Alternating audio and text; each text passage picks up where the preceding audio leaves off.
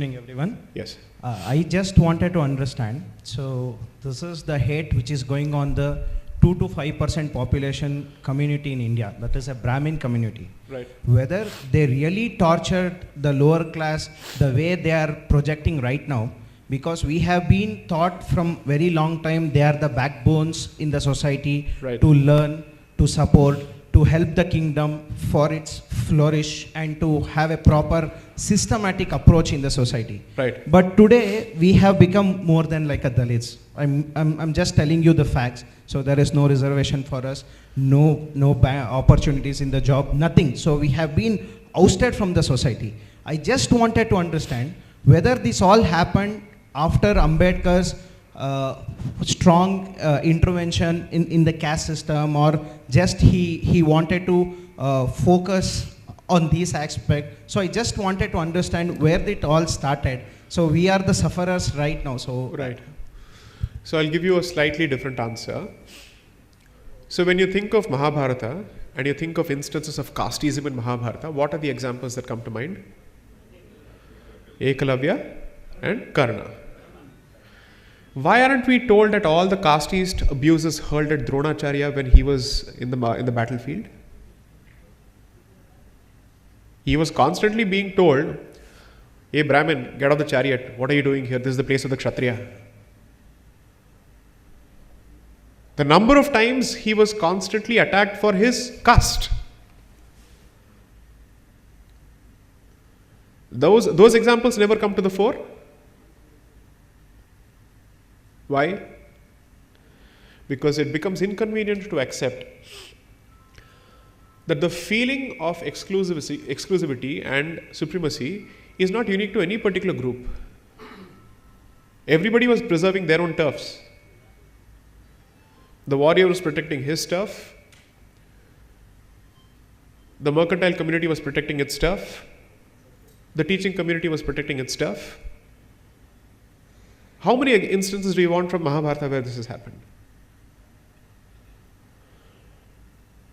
Okay, I'll give you an example from my home state, in that sense, Tamil Nadu.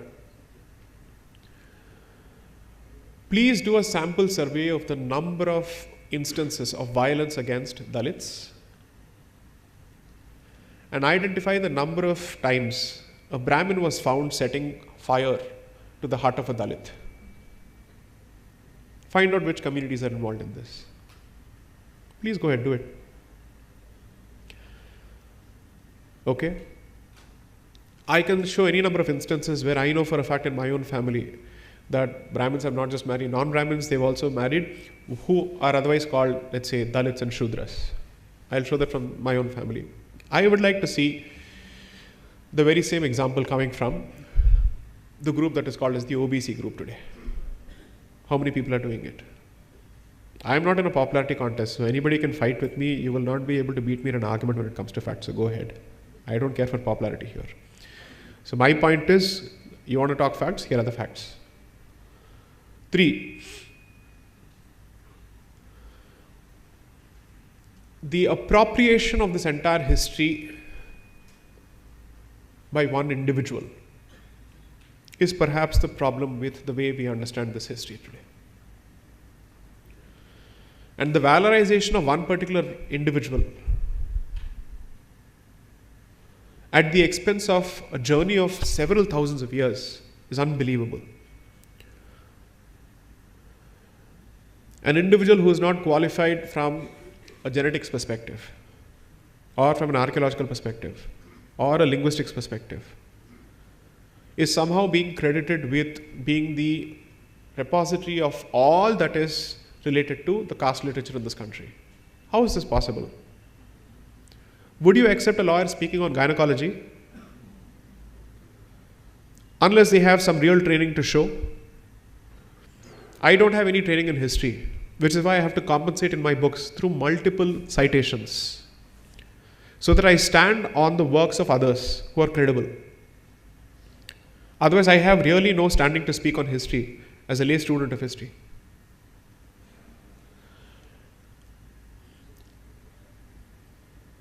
As a minority, you don't have muscle. And 2, you have bought into the guilt literature heavily. And therefore, you don't find the voice within you to stand up and say, please tell me how long am I going to be saddled with this literature? Where is the cutoff point for this? And how long are others going to benefit at the expense of my bashing? These are some real hard questions to ask. But here's what I would say.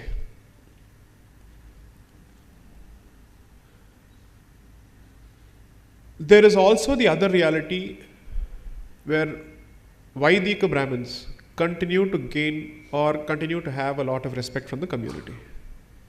Relatively, which, let's say, from those segments of the community who are free from the politicization of this issue and who understand the value that comes with that kind of training, who understand what it takes to be a practicing Brahmin, so to speak.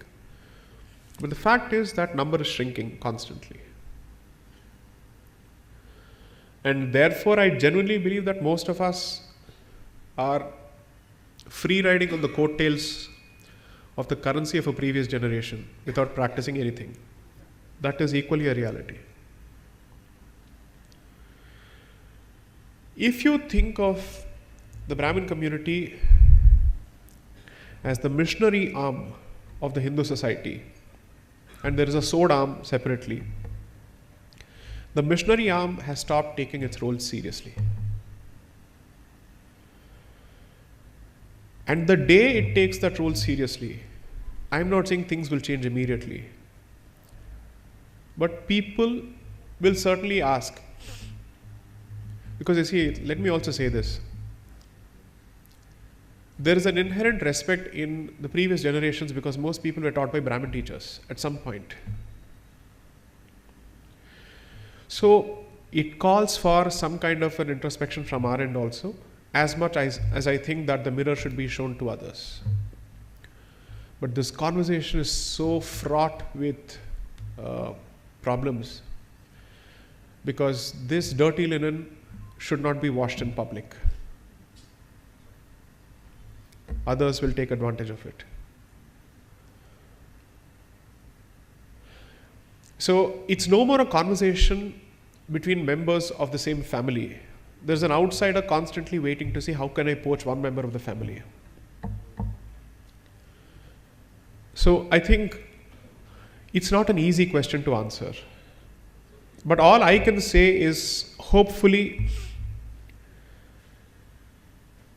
our own conduct and our own commitment to our identity is perhaps the beginning of the movement towards an answer. As long as you think of this as an identity which is legal in nature as opposed to a practicing identity, you may continue to find yourself in this position. Next.